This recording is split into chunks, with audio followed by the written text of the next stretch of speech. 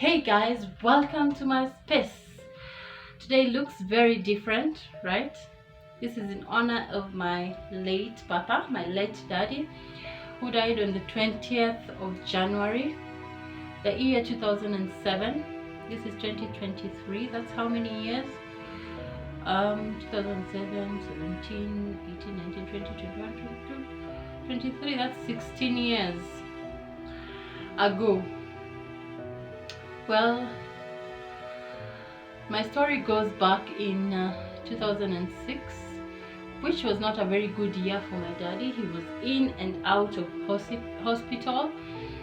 So yeah, fast forward to November 2026, where we used to live in Eldoret, so he was referred to a hospital in Nairobi just to be treated because they thought he needed further treatment. So he was referred to Nairobi, and in Nairobi, what the doctors, after examination and everything and the treatment, the doctors advised him to be on oxygen 18 hours a day, and also they introduced him to dawa, the dawa that we use these days, a mixture of ginger, garlic, lemon, boil them together, put honey. That's the dawa that we use these days, right? We didn't know it then, but anyway, he had bronchitis, so he had the problem of the chest. So after 4 days, he came back home, and he came back in the evening. So that the following morning, he called my brother and I for breakfast and told us what he had been told in hospital. He just gave us so many details that he's been told to be in oxygen 18 hours a day, which he thinks it's not possible because he's a lecturer. So what time would he be teaching or lecturing, whatever? So he also told us, don't worry, if I think he was preparing us for him not being around. There's enough fees for you guys. We had just joined, my brother and I had just joined campus, and we were first years.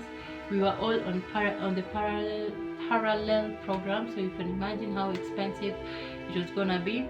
So he assured us there's fees enough for us to complete our studies, which was, for real, it was true.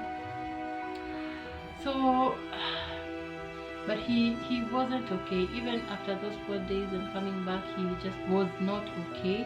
He was breathing so heavily.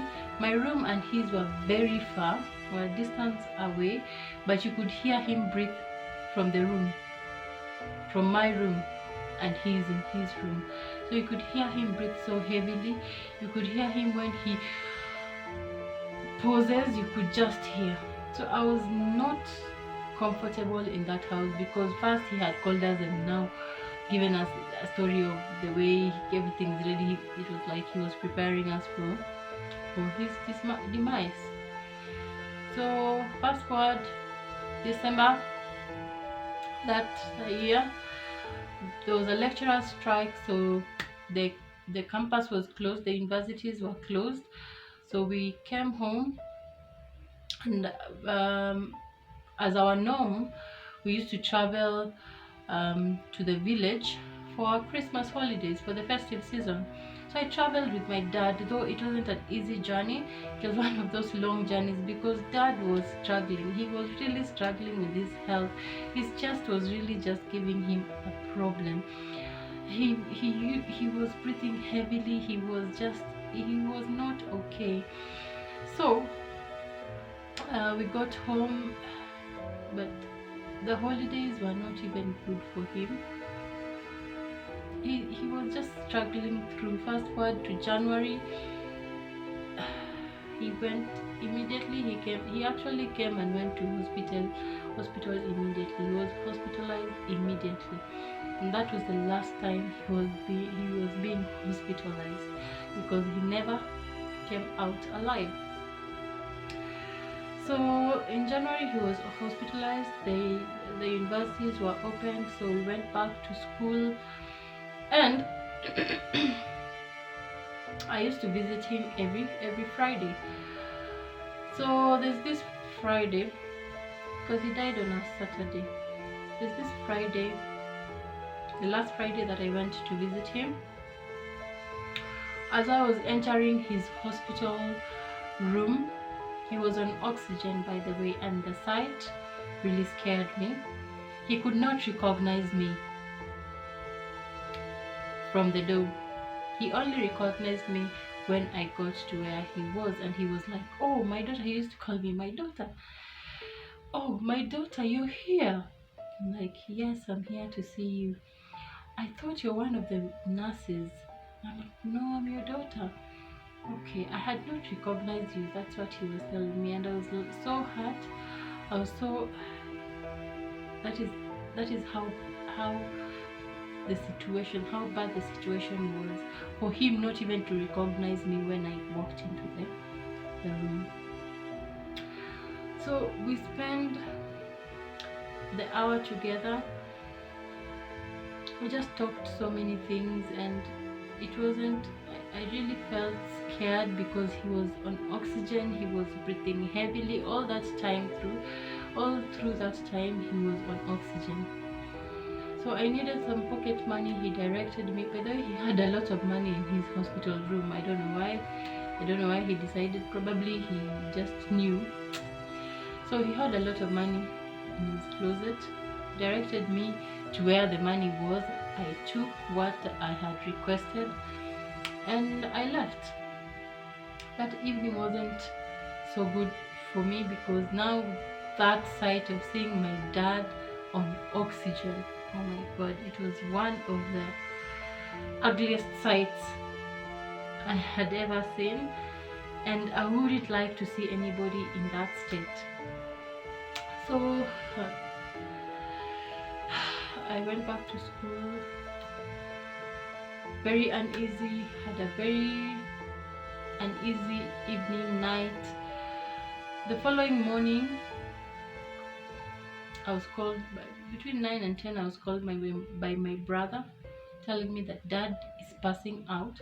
Please come to hospital. I can't explain how confused I was at that point, because first I had known, I was there, I had seen that sight of my dad struggling under oxygen, and now I'm being told daddy is passing out, come to hospital.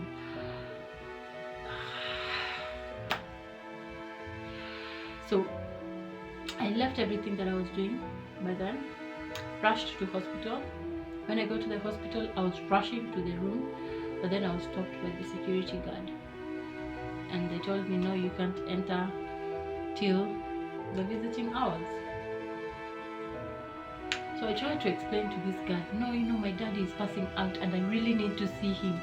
They told me, no, you can't enter. I called my brother now and told my brother, I have just arrived, but I'm trying to come in, but this security guard is refusing.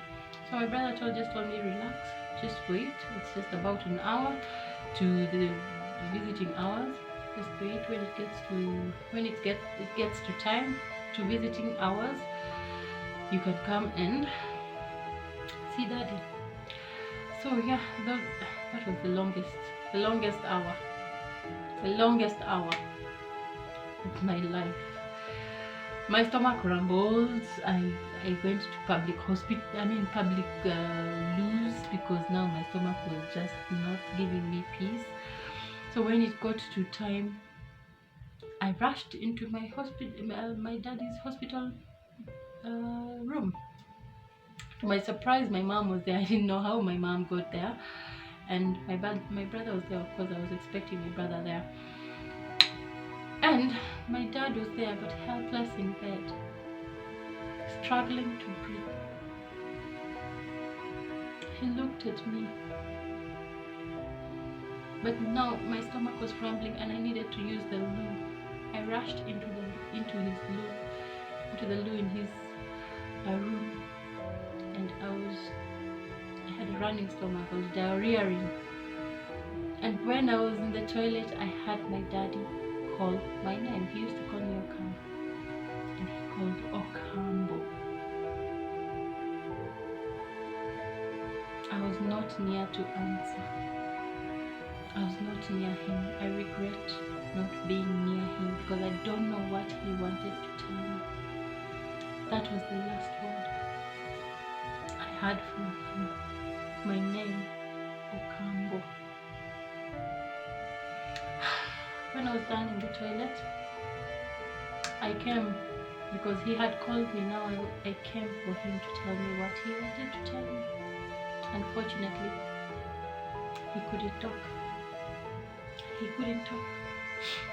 But I felt there was something he wanted to tell me that I missed. And that thing always disturbs me. Why was Daddy calling me? What did he want to tell me? But anyway, I spent a visiting hour there and went back to school. After then, I left my mom and my brother. In school, I had no peace. I had no peace. Those 2 days were the longest days of my life. I had no peace. Through the evening, I was just stressed, strained. I don't know how to explain what was going through my mind, what was going through my heart. I just didn't know. It was just stressing. There was a point in the night where I just broke down and cried. I cried. I don't know. I cried like for a whole hour. Thank God my boyfriend was there with me and he comforted me. My then boyfriend was there with me and he really comforted me because I don't know. I just needed somebody around me. But apparently he died on that night. So I don't know if the time that I was crying is the time that he was dying, fighting between life and death. I don't know, probably that, I don't know, blood. So yeah, he passed on that night. The next morning, of course, after breaking down and crying, I was able to catch some sleep. The next morning, I woke up very early because now this was disturbing me.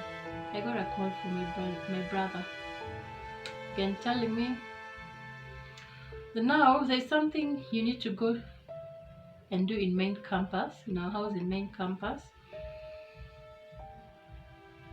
and that I needed to go to his room first. Before I go to his room first because he needed to send me. So I prepared myself, went to his room.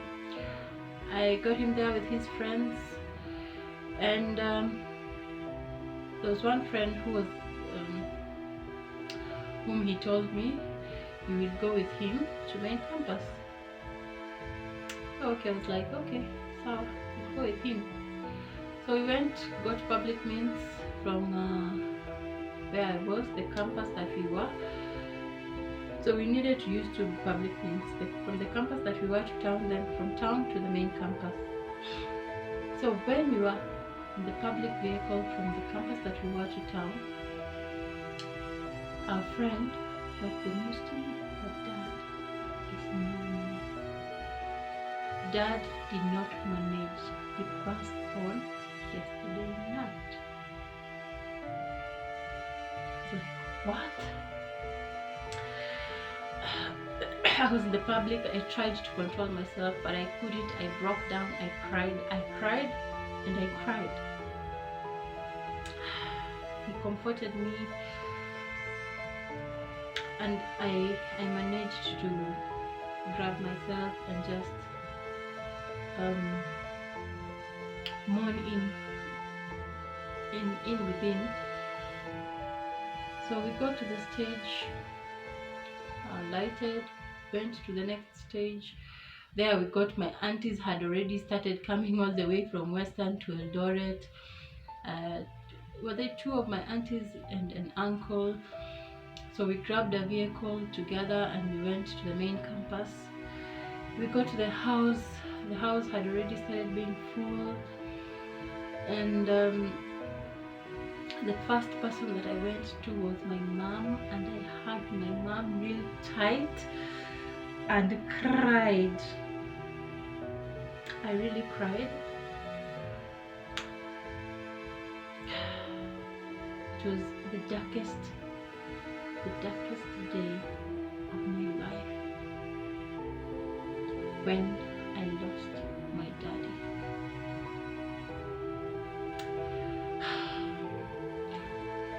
For the longest time, I dreamt about him. I dreamt about him being alive. And then when I wake up, I say, I think that my dad is dead. When I wake up, he's not there. For over 5 years, I was dreaming about him being alive. But in the recent past, I haven't dreamt about that. I think probably I'm trying to get over it. But it is really heavy on me. It was really heavy on me, and Daddy, wherever you are, continue resting in peace. I always think things would have been different with my father around, but you know what? That was the time that God had given us with him, and we thank God for the time that we had with him. Wherever you are, Papa, rest, continue resting in peace. Just know I love you and I love you and I love you. I will never forget you. You are a very big icon in my life. You loved education. You made sure all your children went through from nursery, primary, high school, campus, and I'll never forget you in my life. And that legacy he left, then I will personally make sure my child goes through all that. Anyway, that is my story. This is not my cup of coffee, but I've tried my best, just in memory of my father, who died today, the 20th of January 2007.